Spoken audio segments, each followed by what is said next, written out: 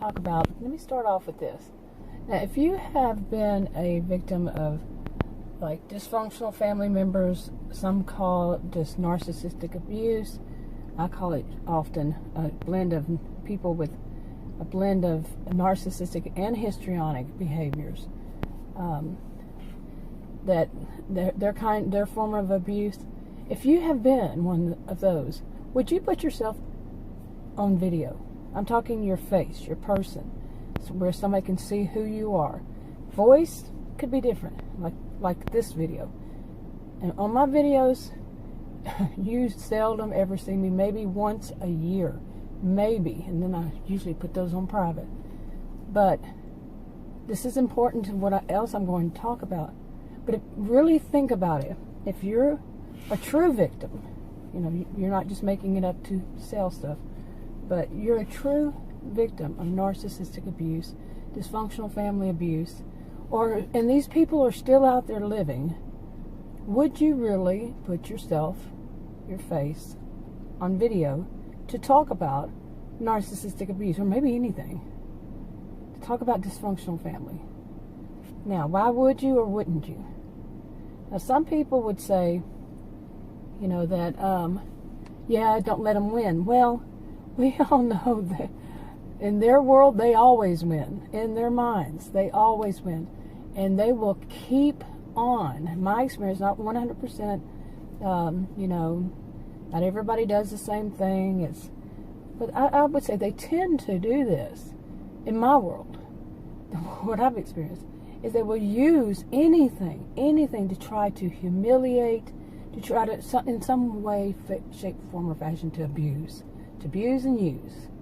So, for me, if I'm on camera and one of these truly dysfunctional people, abusive people, were to see it, they would use it to their advantage some way, and in the process, somehow abuse me. It's just what they do. Okay, sad as it is, it's what they do. And some of them do it just to get the thrill out of it, just for power and control games. You know, they do whatever they can to hurt and harm people in their lives. They're kind of rather psycho. And you get the gist. Now, some people, one of the things I've noticed in my 7 years of making videos on YouTube, starting with an original channel, not this one, it was 7 years ago this month, is that the people who really enjoy being on camera and are very judgmental that I have run across, of people who are not on camera, or they don't have fancy lighting or whatever, you know, fancy backdrop, isn't it called backdrop? Yeah. And, you know, setup or whatever. Like, the people who don't, they're judgmental about and say that something must be wrong with them, or, you know, try to make them look bad. There's something bad about them. Instead of turning that finger back around themselves, some of them, they're rather histrionic. Now, a lot of people don't understand about histrionic. It's part of the cluster B and the DSM. It's, you know, right alongside. I'm going to start calling it this. It's the cousin to narcissism, narcissistic. Now, narcissistic personality disorder. There's narcissistic personality disorder in this cluster B. Narcissistic. There's histrionic personality disorder. There's antisocial personality disorder. And there is borderline personality disorder. Okay, in these cluster Bs. And the behaviors, I don't know anybody who's diagnosed with, I know people who are diagnosed with borderline personality disorder.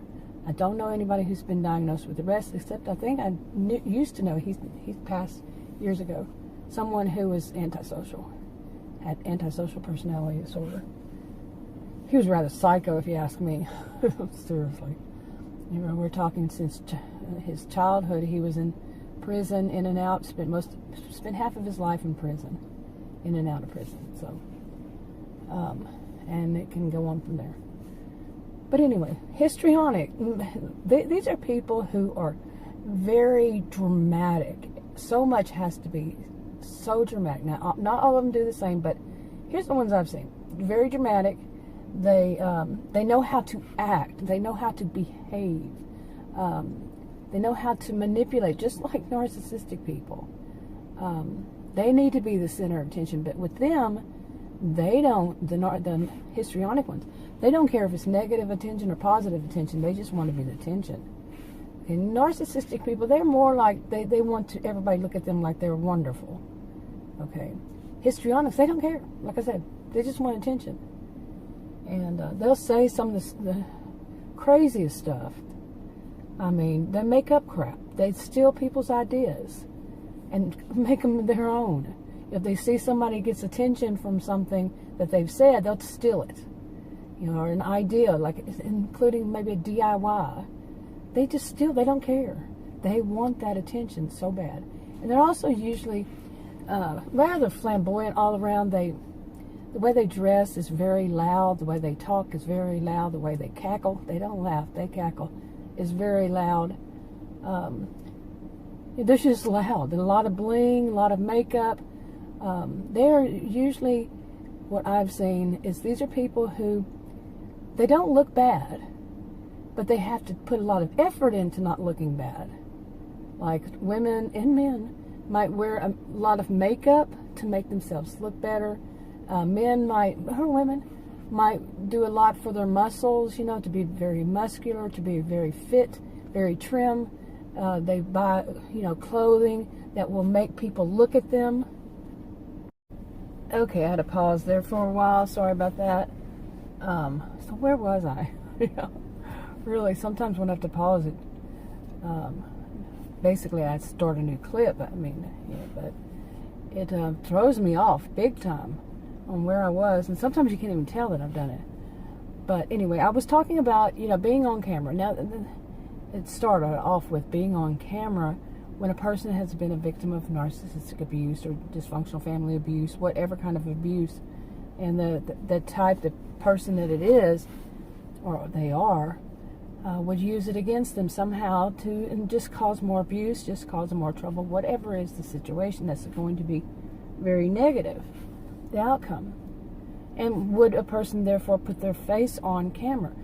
I don't. Like I said, I don't tend to. I do like maybe once a year. Maybe. I have allergies as it is, and putting on makeup. But the people that, and I was talking about histrionic people, you know, how they have to work at being looking okay, and they do. They can really go crazy with it. Now, not everybody who puts on makeup or buffs up or whatever, not everybody is histrionic that does that. But these are ones who tend to want to be loud in every way, shape, form, fashion, to get out there, that everybody sees them, everybody looks at them, they cause people problem around them. If you get any attention that they want, they'll steal it somehow, some way. Okay. Now, would you put yourself on camera with people who are going to do something like that? I wouldn't. Now, some people will say, well, you're letting them win. Are you really? Are you really? You know, some people have canned responses to certain things because they've been told to. This is something that somebody needs to really think through. Okay? And some of us aren't histrionic. You know, that histrionic that they feel like they must be on camera so everybody will look at them. I can tell you one thing. I've been on camera. People understand me better if I'm on camera because, you know, of all the nonverbals that you can see while I'm talking. And plus, I can tell you that people who are usually on camera are more popular, and this is this train I'm going. Now, popularity. Okay, think of somebody who's very theatrical, very dramatic, very. They make sure they have a lot of makeup and they're well groomed. The way they look, usually well groomed, not always. Their hygiene habits can be totally bad. I've seen that. But they look like they're wanting to be on camera. They're dramatic. They know how to act. Okay? They know how to behave as an act. And do you think they're going to be more popular than somebody who's not like a histrionic? Like I said, this is not a one-size-fits-all. Just because they do this behavior does not mean that they're histrionic. I'm not diagnosing anybody. Okay, or narcissistic, none of them. I'm not diagnosing anybody. But how have you seen it? Now, it's easier to make people believe you if they're seeing your nonverbals too. They're hearing you and they're seeing you. People who know how to act know how to con people into believing, manipulate people into believing them with their body movements too. With their nonverbals. Those are nonverbals. Body movements, their gestures, their the way they look so innocent, the way they look, their appearance. Okay? And these are people who put on an act. Now, how can you trust other ones? It's not that easy. And now I'm going down this line about popularity with narcissistic people, histrionic people, the cluster Bs. Like I said, the histrionic ones, that doesn't mean the other ones aren't very good at acting, but the histrionic are the ones that stand out about it. Tend to. May do. Okay, so what's going to happen? If people enjoy looking at them, when we're watching TV, how many of us are used to seeing people who are not bad looking? I'm going to put it that way. They're not bad looking. They're not necessarily very good looking. Some of them are really beautiful. We know that. TV, movies, whatever. They're usually okay to really good looking. Okay to good looking. Never. I remember when I was young, I'm 58, and that was a long time ago. But let's say 40 years ago or so. And I remember there was soap opera, and they tried it for the first time. You know how soap opera, well, if you were around my age, you would remember. The soap operas always had beautiful people. Always. I don't remember ever seeing anybody look bad, unless there was somebody who's robbing or something, They weren't always necessarily good-looking people. I can't remember any of them that weren't good-looking. Anybody on soap operas. Then one of them, I don't know which one it was, they tried out a woman who was married to a man who was good-looking, and she was what was considered then. I would not say this is not good-looking, but she was big, okay? She was overweight. Maybe you could say she was obese. There's a difference between overweight and obese. And back then, it was considered that. Nowadays, we have no fat shaming, okay? And plus, people, generally speaking, are quite a bit bigger, here in the United States at least, than they were back then. But back then, that was thought of as, wow, it was something new. Wow, they're going to try it out. And it really didn't mix right because, people were too used to it. Okay, pardon if you're just seeing this guy here. My mount is messing up. My other one broke the other day. And plus, there's too many people starting to walk around and everything, and I don't want to put people in my video. Anyway, so these were, they were beautiful people, always beautiful people on these soap operas. Just, I don't recall ever, even since then, seeing someone who was not.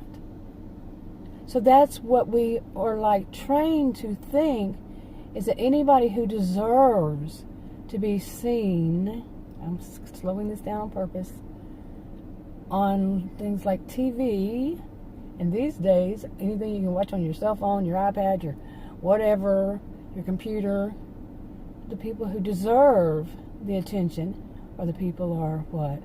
You got it. At least they're not bad looking.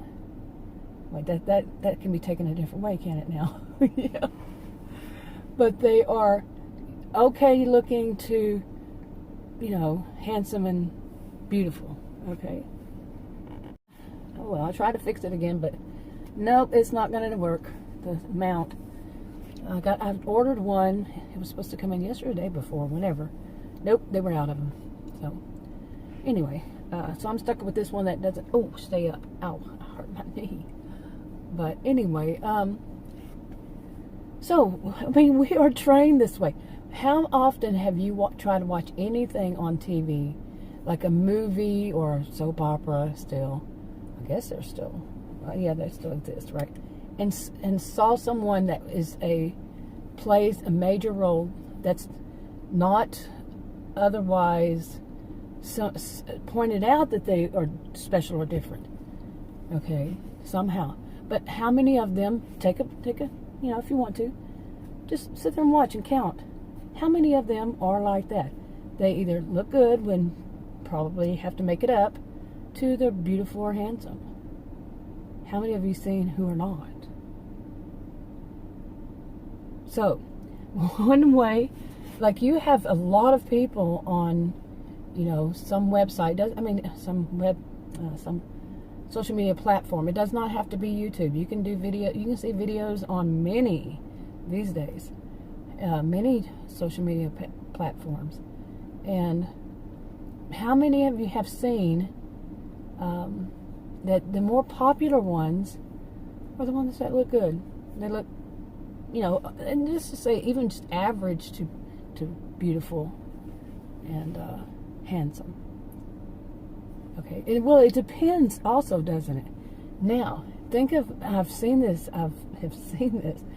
If you are looking for someone who's doing cooking, or you're watching videos of someone who is a farmer, or someone who is doing DIYs, or showing themselves at the Dollar Tree. That's what I first learned about. One of the first things I learned about YouTube was people were making a lot of videos about going to Dollar Tree. And some of these is so stereotypical of what people expect to see. Not everybody does it. Not everybody expects a certain thing.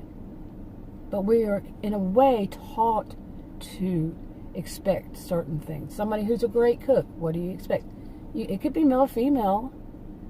But my dad used to, when he was alive, he had been a carpenter. And then whenever he could no longer do the work, he had his own little wood shop, and he made plaques and different things because that's all he could do. And he wanted to be busy, And one of them, he had a woman on it and said, "Never trust a skinny cook." Okay, he sold lots of them. Never trust a skinny cook. And I don't know whether he got that from somebody or whether he made it up himself. I don't know. That was many years ago. But he passed away in 96, I think. 1996. So, yeah, years ago. Many.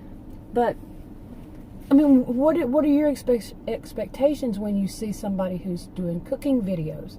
Are you expecting somebody skinny? And to me, I don't know. Whatever. I don't care if they're big or what.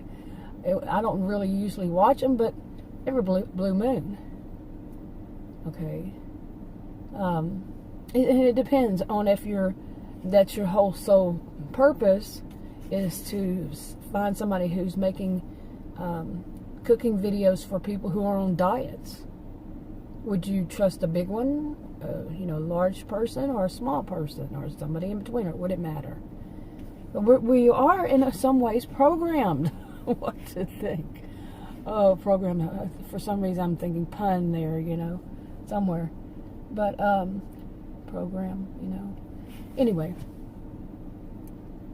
Aren't you, in a way? Or somebody who is doing some kind of, like homesteading, showing their farm, something like that. Would you expect somebody very, very beautiful, very handsome, who looks like their hands have never done a day's work? Would you be expecting that? Or would you expect to see someone who has worked on the farm? You see? So we're taught this. But what about people who are doing videos such as on narcissistic abuse? Are you expecting to see someone who is all polished and beautiful? And why? Why?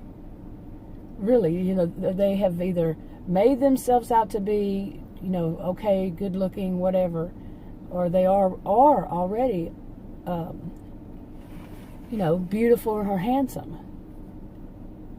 with very little help. It could be their hair, anything, really. Now, why would we? Why would anybody? I don't. I really don't. People I expect to see, because I was a career student, I earned my degrees in psychology and sociology, I'm a social and behavioral scientist. I taught at college and university. Did I say all that wrong? But yeah, that's me. I expect somebody to look studious. I'm expecting somebody to look professorial, like a professor. Someone who's not about all looks and charm and charisma and con and manipulation and seriously, they're not out for the buck, the next buck, or any way they can get the next buck. And make sure they can start off with, make sure you support me by, no, I'm not looking for something like, make sure you support me by, okay? And I'm not expecting somebody to be all so much makeup. But a lot of people would. They're still not out of them.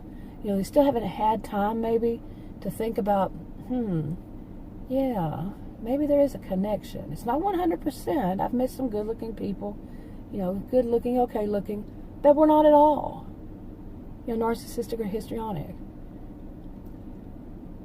But what about the other ones? What about the ones who are? What about the ones who are very charismatic? I learned that in high school. I think it was 9th grade science teacher taught us all about charismatic people, and ones with a lot of charm and grace, and not grace, but they know how to con.